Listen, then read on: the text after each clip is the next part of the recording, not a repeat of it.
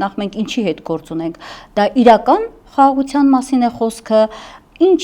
իմիտացիա է ստեղծվում խաղաղության անվան տակ, պարոն Վարդանյան, ինչ վտանգների հետ մենք այսուհետ գործ ենք ունենալու դարձյալ խաղաղության անվան տակ, խնդրեմ։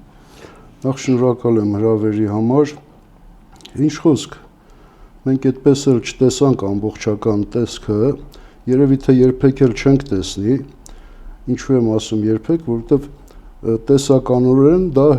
հրապարակվելու է, ենթադրվում է ստորագրվելուց եւ վավերացվելուց հետո, բայց ես հակված չեմ մտածելու, որ դա երբևէ կստորագրվի։ Ինչու՞։ Որքան էլ որ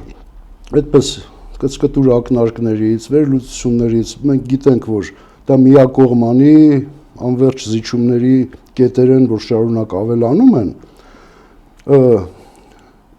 այնուամենայնիվ վրան գրված է, ինչպես ասացիք, խաղաղության պայմանագիր։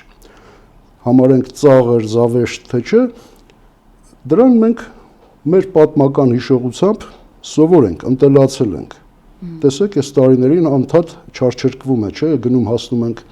Բաթումի պայմանագիր, հետո Ալեկպոլի պայմանագիր, որ ըստ էության մեր ոչնչացման պայմանագրերից են,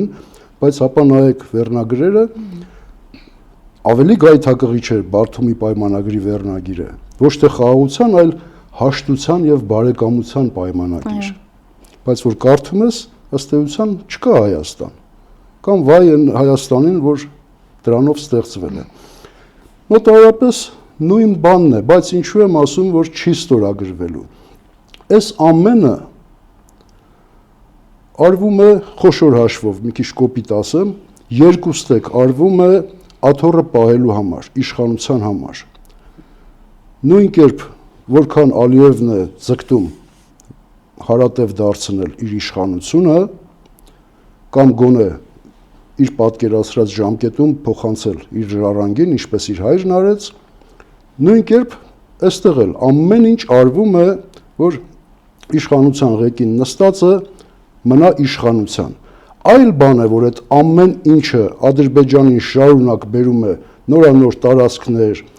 ազդեցություններ եւ այլ, իսկ մեզ բերում է եղածնել, զիջել, հանձնել, ազատվել։